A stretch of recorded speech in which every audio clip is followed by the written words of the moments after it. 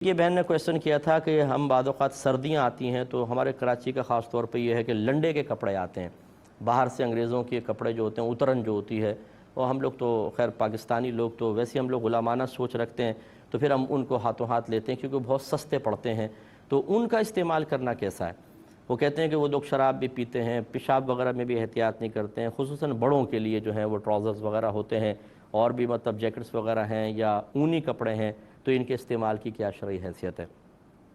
لیکن پہلے ایک بات اچھی طرح یاد رکھیں، میرے آقا صلی اللہ علیہ وسلم جب صحابہ کرام کے ساتھ کفار پر حملہ کیا کرتے تھے تو پھر ان کا سامان قبضے میں آتا تھا، تو مال غنیمت کے طور پہ اس میں کپڑے بھی آتے تھے، برتن بھی آتے تھے۔ تو یہ لکھا ہے فقہائے اسلام نے کہ بارہا ایسا ہوا کہ نبی کریم صلی اللہ علیہ وسلم نے صحابہ کرام کو استعمال کی اجازت دی، اور ساتھ میں یہ حکم نہیں فرمایا کہ ان کو دھو بھی لو، کسی جگہ ایسا بھی فرمایا کہ بعض روایت میں کہ دھو لو، بعض جگہ یہ بھی فرمایا۔ تو اس کا مطلب یہ ہوا کہ اگر ان کو دھو لیا جائے تو بہتر ہے، اور اگر کوئی ان کو بغیر دھوئے بھی استعمال کرے بشرطے کہ ان پہ کوئی ناپاکی ظاہری طور پہ نظر نہ آ رہی ہو تو پھر اس کی گنجائش بھی نکل سکتی ہے۔ دوسرے اس میں پوائنٹ یہ ہے کہ اصول شرع یہ ہے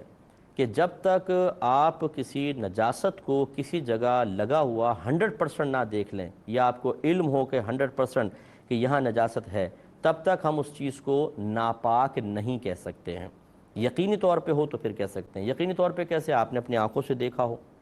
یا کسی نیک پرہیزگار متقی نمازی باشرع شخص نے جس سے کبھی بھی جھوٹ نہیں سرزد ہوا،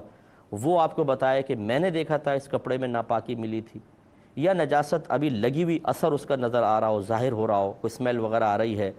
یہ سمجھ لیں کہ کپڑا ضرور ناپاک ہوگا۔ لیکن اگر آپ لنڈے کا کپڑا دیکھتے ہیں، اس پہ نہ کوئی اسمیل آ رہی ہے، نہ آپ نے کبھی کوئی نجاست لگی ہوئی دیکھی، نہ کسی اس طرح عادل شخص نے، مسلمان نے خبر دی، اب یہ گمان کرنا ہے شاید ناپاک ہو، شاید انہوں نے پیشاب کر دیا ہو، شاید اس پہ شراب گر گئی ہو۔ ہماری شریعت اس شاید کی وجہ سے کسی بھی کپڑے کے استعمال، برتن کے استعمال کو ناجائز نہیں کہتی، نہ اس کو ناپاک قرار دیتی ہے، بلکہ اس کو پاک قرار دیتی ہے۔ اللہ تعالیٰ نے قرآن عظیم میں فرمایا کہ هو الذی خلق لکم ما فی الارض جمیعا، اللہ تعالیٰ وہ ذات ہے جس نے زمین پر جو کچھ ہے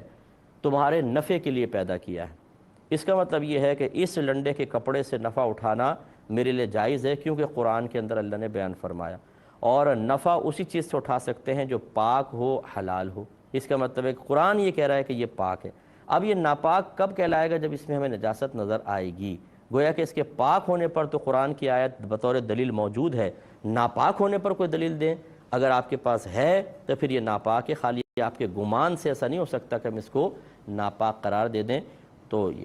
یہ ضرور ہے کہ آپ اس کو ناپاک قرار نہیں دے رہے، لیکن دل مان سا نہیں رہا تو آپ نے کہا چلو احتیاطاً دھو لیتے ہیں، اس میں کوئی حرج نہیں ہے کہ آپ احتیاطاً دھو لیں، تقوی کے طور پہ دھو لیں، اچھی بات ہے۔ لیکن ایک ہوتا ہے کہ بعض لوگ اتنے جرأت مند ہوتے ہیں کہ بغیر کسی شرعی دلیل کے کہتے ہیں تو ناپاک ہے، کیسے آپ نے پہن لیا؟ بھئی کیسے آپ کہہ رہے ہیں ناپاک ہے، جبکہ شریعت اس کو پاک قرار دے رہی ہے اصلاً۔ اگر آپ اس کو کہتے ہیں یہ ناپاک ہے تو دلیل دیں کہ یہ ناپاک ہے، خالی آپ کے گمان سے کوئی چیز ناپاک نہیں ہوگی، اس کے لیے قطعی شرعی دلیل درکار ہوتی ہے۔